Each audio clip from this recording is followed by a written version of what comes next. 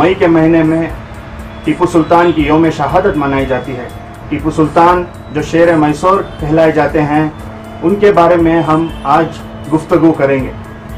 आज हम टीपू सुल्तान की कंट्रीब्यूशन इस मुल्क के लिए, तमाम सोसाइटी के लिए बात करने के लिए हमारे साथ मोहम्मद मसूद साहब हैं, जो हिस्ट्री के स्टूडेंट हैं और प्राइवेट रिसर्च करते हैं। मसूद साहब, आपका इस्तकबाल है। हम टीपू सुल्तान के बारे में, इस यौम शहादत के बारे में आपसे जानना चाहते हैं। जी, जो 4 मई है ये बहुत ही बड़ा सिग्निफिकेंट डे है। 4 मई 1799 को टीपू सुल्तान की शहादत हुई थी। 200 साल से ज़्यादा हो गया है। हम 15 अगस्त को यौम आज़ादी मनाते हैं, तो हम ये कहना गलत नहीं होगा मेरे राय में कि 4 मई को हमारी फ्रीडम जो है हमारे से छीन ली गई।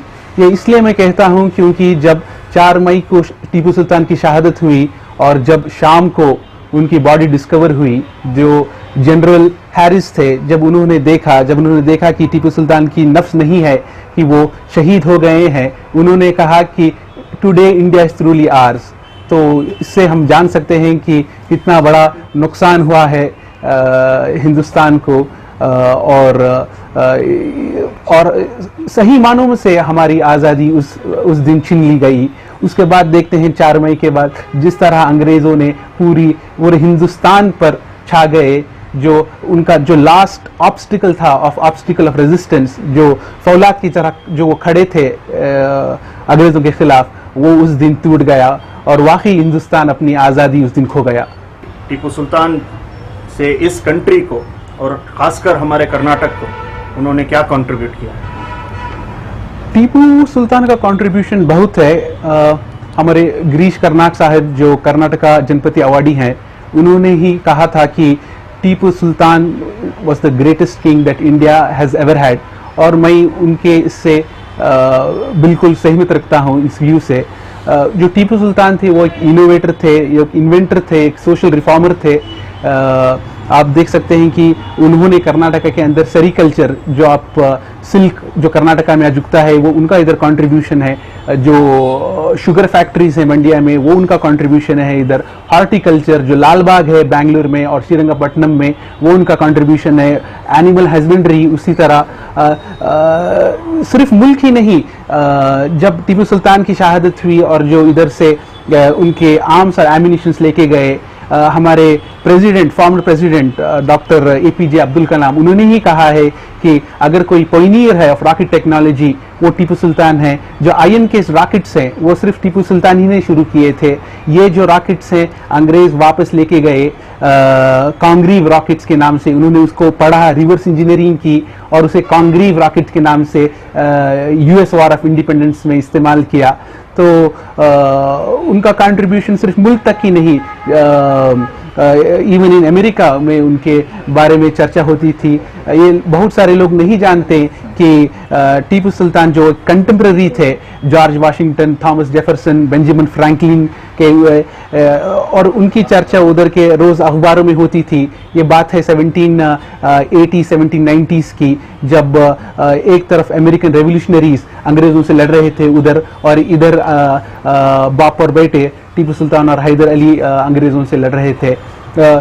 ये जानना बहुत ज़रूरी है कि गिरीश कर्नाक साहब ने उन्हें ग्रेटेस्ट किंग क्यों कहा। अगर आप देखें तो टीपू सुल्तान का ताल्लुक़ किसी रॉयल ख़ानदान से नहीं था। उनके जो वालिद थे हैदर अली, वो एक मामूली सोल्जर थे मैसूर आर्मी में, जो बहुत सारे लोग उस टाइम पर, जो आप हिस्ट्री किताबों का रेफ़र करेंगे तो उनको हैदर अली नायक कहते थे, क्योंकि जब टीपू सुल्तान पैदा हुए थे तो उनका पोस्ट सिर्फ नायक का था। मगर ये this did not stop Tipu Sultan from becoming क्या है, जो एक एनलाइटेंड मोनार्क थे। आई मीन उनकी ज़िंदगी, जब वो बादशाह मैसूर के बने, उस टाइम पर भी सेकेंड एंग्लो मैसूर वॉर चल रहा था। इस दौरान वो बादशाह बने और अपनी 19 या 20 साल की, जब तक की उनकी शहादत हुई, एक या दूसरे वार में कंटिन्यूसली एंगेज रहते थे। मगर ये इस चीज़ ने उन्हें अपने लोगों की, अपनी स्टेट की भलाई के लिए करने से नहीं रोका। हम देखते हैं कि even on the eve of war वो लिख रहे थे श्रीरंगपट्टनम कि मैसूर से, बंगाल से सिल के ये आए हैं, सिल के कीड़े आए हैं, उनको किधर रखना है। तो ये सब वॉर के दौरान रहने पर भी ये उनका कंट्रीब्यूशन बहुत ही ज़्यादा था। उनके जो इधर आर्म्स और एम्यूनिशन जो मैन्युफैक्चर होती थी श्रीरंगपट्टनम में, अंग्रेज़ों और फ्रेंच ने कहा है कि ये बहुत ही एडवांस थी, वो अपने ज़माने से बहुत ही आगे थे। एक जब पांडिचेरी से जब उधर के गवर्नर ने उन्हें 500 गन्स ने भेजा उधर, तो टीपू सुल्तान वो एग्जामिन करके बोलते हैं कि ये बहुत ही इंफीरियर क्वालिटी की हैं और वो वापस उसी को कर देते हैं। और उसके साथ एग्जाम्पल्स देते हैं जो मैसूर में जो गन्स मैन्युफैक्चर होते थे। तो इससे पता चलता है कि his arms and armour the of quite of executive quality का था, जो अभी भी जो मशहूर ऑक्शन हाउसेज हैं इंग्लैंड और यूरोप में, बॉर्नहम सॉथबीज में, जो मिलियंस ऑफ डॉलर्स में बिकते हैं। तो उनका कंट्रीब्यूशन बहुत ही था। I mean as a social reformer हम देखेंगे तो उनका कंट्रीब्यूशन बहुत ही था। जो ज़मींदारी और जागीरदारी उन्होंने ख़त्म की, जो लैंडलेस रैयत्स रहते हैं, जो ज़मींदारों से लेकर उनको ज़मीन नहीं देना, उनको जो फार्मर्स की लोन्स देना, एक कोऑपरेटिव सोसाइटी गरीबों को उठाने के लिए करना, ये सब टीपू सुल्तान का कंट्रीब्यूशन था। तो उनका कंट्रीब्यूशन के अगर हम बारे में बात करेंगे तो कई घंटे बीत जाएंगे। टीपू सुल्तान के बारे में कहा जाता है कि वो नॉन मुस्लिम्स के लिए भी उनका काफ़ी कंट्रीब्यूशन था, चाहे वो टेम्पल्स हो, चर्चेज हो। इसके बारे में आप क्या बोलना चाहते हैं? आपने बिल्कुल सही बात की है। अगर हम मैसूर गैजेट उठा के देखें तो टीपू सुल्तान 156 टेम्पल्स को अपने ज़माने में कंट्रीब्यूट करते थे। उसी तरह उनका रेगुलर करस्पॉन्डेंस रहता था आर्च बिशप ऑफ गोवा से और श्रृंगेरी मठ के शंकराचार्य जी से। जो उस तरह के लेटर्स आए हैं, जो जिस तरह उन्होंने उनको एड्रेस किया है, उन्होंने कहा है कि जगत गुरु, और कहा है कि 3 सोर्सेज ऑफ स्ट्रेंथ है उनके। एक है बिलीव इन खुदा में बिलीव करना, दूसरे में कि आप जैसे गुरुओं की ब्लेसिंग्स करना। तो हम इससे जानते हैं कि जो वो कभी भी लोगों को मजहब की नज़र से नहीं देखते थे। मौजूदा हालात में हम सुनते हैं कि टीपू सुल्तान एक जालिम बादशाह थे और उनके बारे में ना जाने लोग उन्हें टायरेंट करके बोलते हैं। तो इस सिलसिले में आपका क्या कहना है? जी हाँ, ये तो एलिगेशंस हैं उनके ऊपर कि उन्होंने जुल्म किया है, ये किया है। मगर मैं सिर्फ इतना बताना चाहता हूँ कि जो हिस्ट्री पढ़ते हैं कि जो आज भी श्रीरंगपट्टनम में श्री रंगनाथ स्वामी टेम्पल है, जो उनके पैलेस जो अभी वार के बाद तो उसे डिमोलिश कर दिया गया है, उसे सिर्फ 100 यार्ड्स की दूरी पर था, वो आज भी उधर ही है। लोग जानते हुए कि श्रीरंगपट्टनम एक खुद ही एक टेम्पल सिटी है। अगर हम उधर जाके देखें तो कोई भी टेम्पल डिस्ट्रक्शन के बारे में हम नहीं सुनते। जैसे मैंने अभी कहा कि जो हिंदुओं के भी जो गुरु रहते थे, जो शंकराचार्य रहते थे, जिस तरह उन्होंने उनको एड्रेस किया जगत गुरु, तो ये बेसलेस एलिगेशन है। और इधर और एक चीज़ मैं बताना चाहूँगा कि टीपू सुल्तान अपने ख्वाब लिखते थे। ख्वाब नामा एक किताब थी, उसमें उनको ये भी ख्वाब उन्होंने लिखा है कि उन्होंने वो ख्वाब में देखा है कि वो एक मंदिर के अंदर हैं और उधर से बहुत सारे आइडल्स हैं, और उधर 2 आइडल्स आकर उनसे बात करते हैं। वो बोलते हैं कि हम we are in the remembrance of God, ये करके। और जो टीपू सुल्तान उनको बोलते हैं कि ये बहुत ही अच्छा है, आप उसमें लगे रहिए। और वो बोलते हैं कि वो जो मंदिर, जो प्राचीन मंदिर है, वो बहुत ही बुरी स्थिति में था, मैंने उसको रिपेयर करने के ऑर्डर्स दिए और मैं तब उठ गया। तब इसमें पता चलता है कि जो ख्वाब वो देख रहे हैं, जो लिख रहे हैं, इसमें कभी ये नहीं दिखता कि वो गैरों को किसी और निगाह से देखते थे। उनके एडमिनिस्ट्रेशन में भी कई सारे गैर कौम थे कि फाइनेंस और ट्रेजरी डिपार्टमेंट में, पंडितपुर में भी उनके एडमिनिस्ट्रेशन में था। जहाँ तक उनकी जुल्म की बात आती है, ये इस वजह से आती है कि वो, जैसे मैंने कहा कि वो एक सोशल रिफॉर्मर भी थे। उन्होंने कई रिफॉर्म्स लाए। जिस तरह हम देखेंगे तो केरला में जो औरतों को जो अपर बॉडी नहीं ढकते थे उधर, क्योंकि जो उधर के हायर कास्ट रहते थे, उनको ये चीज़ पसंद नहीं थी। तो टीपू सुल्तान ने आर्डर दिया कि ये जो प्रैक्टिस है ये प्रैक्टिस ऑफ हिंदुइज्म नहीं है, ये गलत है, ये एक मीन्स ऑफ एक्सप्लॉयटेशन है। तब उन्होंने कहा कि औरतों को भी अपना शरीर ढकना चाहिए। तो ये सारी चीज़ें हैं जो बहुत सारे लोगों को नापसंद गवार हुई। और जो एडमिनिस्ट्रेशन जो रिफॉर्म्स लाए, वो पॉलिटिकल एंड एडमिनिस्ट्रेटिव रिफॉर्म्स, जो पॉलीगार्स जो जाके किसानों से कलेक्ट करते थे, एक्सप्लॉइट करते थे, उन्होंने कहा कि इसकी ज़रूरत नहीं है, स्टेट से ऑफिशियल्स अपॉइंट हो जाएंगे और सिर्फ एक मुख्तसर एक फिक्स्ड अमाउंट जो कलेक्ट की जाएगी। जो ये बहुत सारे जो लोग एरिस्टोक्रेट्स थे उस ज़माने के, उनको ये नागवारा हुई और उधर से ये बेसलेस एलिगेशन शुरू हुए कि ये हमारे मज़हब में इंटरफियर कर रहे हैं और ये सब कर रहे हैं करके।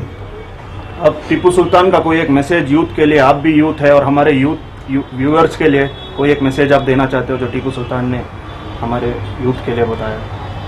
अगर हम उनकी ज़िंदगी में देखें तो अपने बहुत ही अच्छा सवाल पूछा, क्योंकि कई सारे लोग बस इतना जानना चाहते हैं कि वो टीपू सुल्तान कैसे थे, क्या वो किस तरह का लिबास पहनते थे, क्या उनको दाढ़ी थी, ये थी। मगर बहुत सारे लोग दूसरी तरह नहीं देखते कि जो हुकूकुल इबाद है, हम सिर्फ हुकूकुल लाख की तक ही रहना चाहते हैं, जो उन्होंने लोगों के लिए किया, जो एजुकेशन के लिए उन्होंने किया, जिस तरह से उन्होंने ख़त लिखे अपने ऑफिशियल्स के लिए। उनकी लाइब्रेरी में 2000 से ज़्यादा किताबें थे, एस्ट्रोलॉजी से लेके, तारीख से लेके, साइंस से लेके।